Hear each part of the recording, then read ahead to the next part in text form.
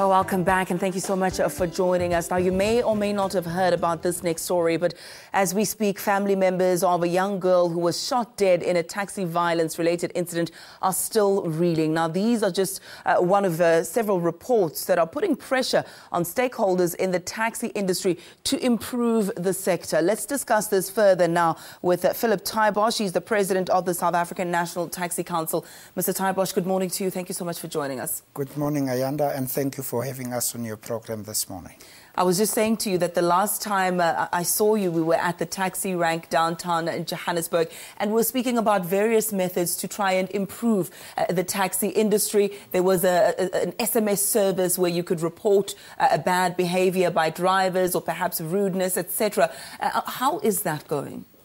Ayanda, I must indicate that that SMS program was stopped because there was some hints, but it will definitely be going on now in August. For now, we are using a private phone which we have bought for which we have made it available for all questions, queries, and for clarification in the industry, and that is 073 356 8500, and it is operated by the strategic manager of Santaco, Mr. Bafana Magagula. The reason why I began with that question is because this incident that we hear about, as tragic as it is, of that 11-year-old, is just but one of many. And this is not the first intervention that we've made to try and radically improve the taxi industry. So countless times we've tried to interject and disrupt the status quo there to improve it, but it doesn't seem to be working. What is the problem? Firstly, let me pass the taxi industry's condolences to the family of this young lady who was so tragically shot in the field of the taxi ranks. Firstly, I must indicate that Ayanda, it is not in the making of the taxi industry that, there should be wars at our taxi ranks. Our job is to do a service to the community. And, again, is that when you see this kind of things, I think it should be a worry to everybody in the country what is going on. Is the taxi industry a law unto themselves?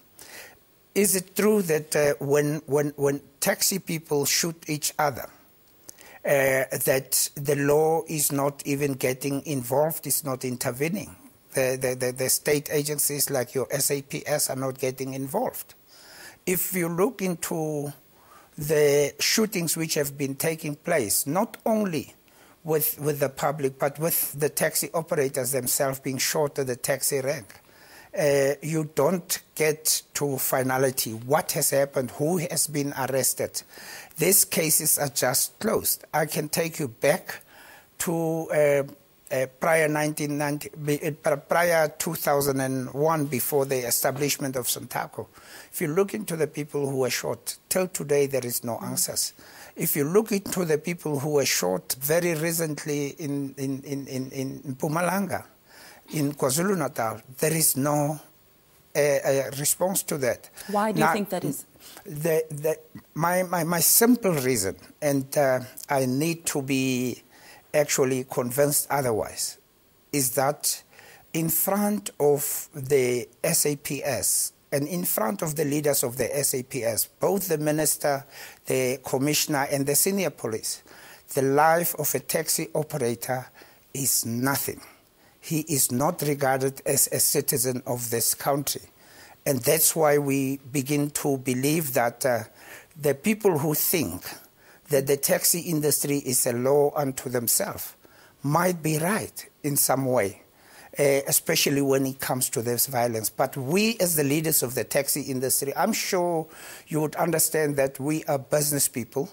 We have so many children who comes from taxi homes, who are, progressive.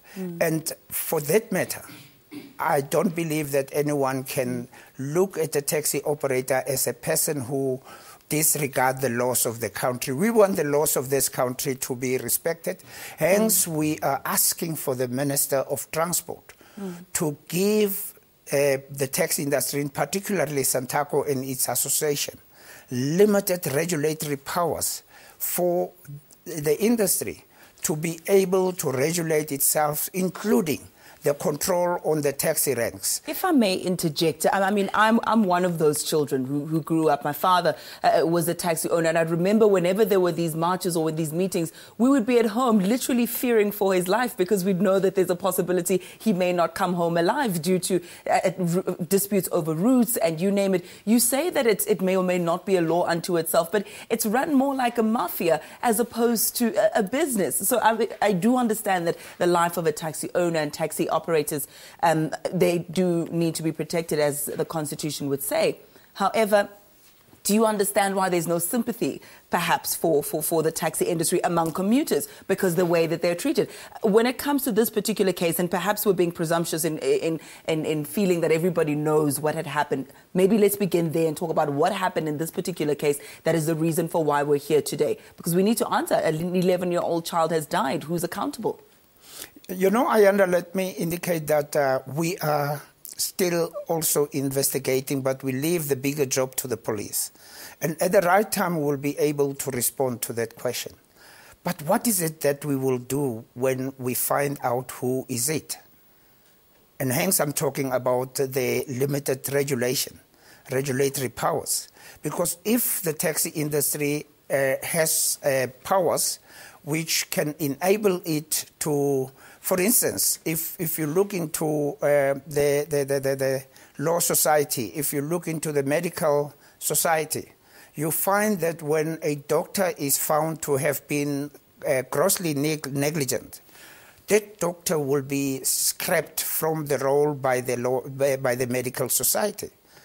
I can't say that as a taxi leader, as a president of the taxi industry in the country. I can't say that the chairman or the executive of an association, with all the necessary resources as far as the Constitution which leads them, they cannot take those steps because who is the issuance of the operating license? The issuer of the operating license is government. And if the issuer of the operating license can be of assistance to the taxi industry, that when a decision has been taken to expel an operator for behavioral reasons, that the government will be able to support and implement that kind of a decision. For instance, it is not in our making that people shoot each other, but what is the remedial causes for that? You know, we are looking at that and we are saying that if for instance, we were given those powers, after the courts have found the perpetrator guilty of shooting at a taxi rank, whether it is a driver or taxi operator, even a passenger, we would be able to ban these people from all our taxi ranks in South Africa.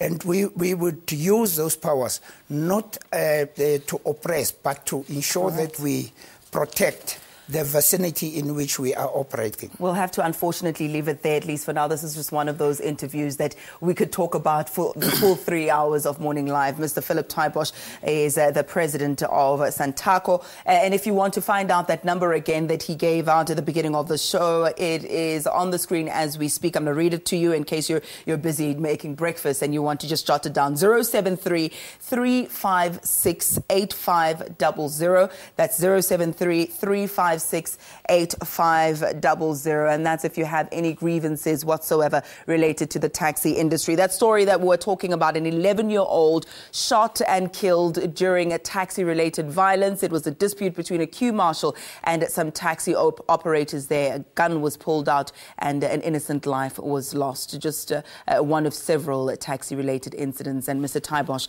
saying that limited regularity or regulatory powers is what they're calling for as the taxi industry. We'll have to follow up with that particular story a little bit later, perhaps in the year, to see what is happening regarding that. But right now, though, quick ad break. Morning Live continues after this.